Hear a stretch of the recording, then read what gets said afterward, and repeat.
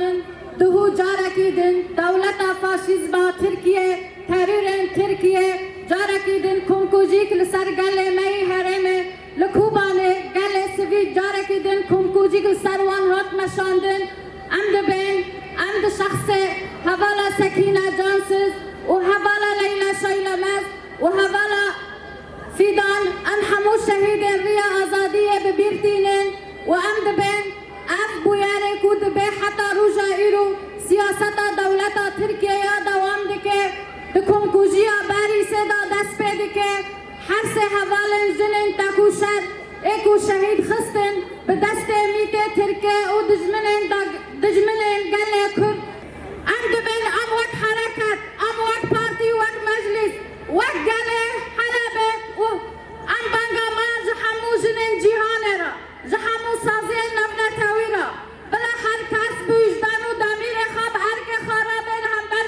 سياسة قريش إكراما ونترحم على جميع الشهداء الحرية. سكينة جانسز اسم يعرفه كل متابع لشؤون المرأة ونضال الحرية. ولدت في مدينة ترسم الكردي وكانت تجيد الطاقات النضالية المتعطشة للحرية في هذه المدينة المقهورة. الشهيدة سكينة هي انتساب للتاريخ ترسم والكردستان وكل مناطق شرق الأوسط.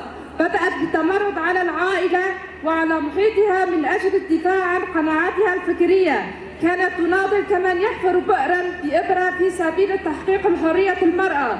لذلك المجرمون أرادوا توجيه ضربة لنضال الحرية المرأة الكردية عن طريق الارتكاب المجزرة بحق المناضلات الثلاثة سكينة وفيدان وليلى. إن هذه الهجمات التي تتعرض لها المرأة الكردية ما هي إلا استهداف لإرادتها وإرادة الشعب الكردي.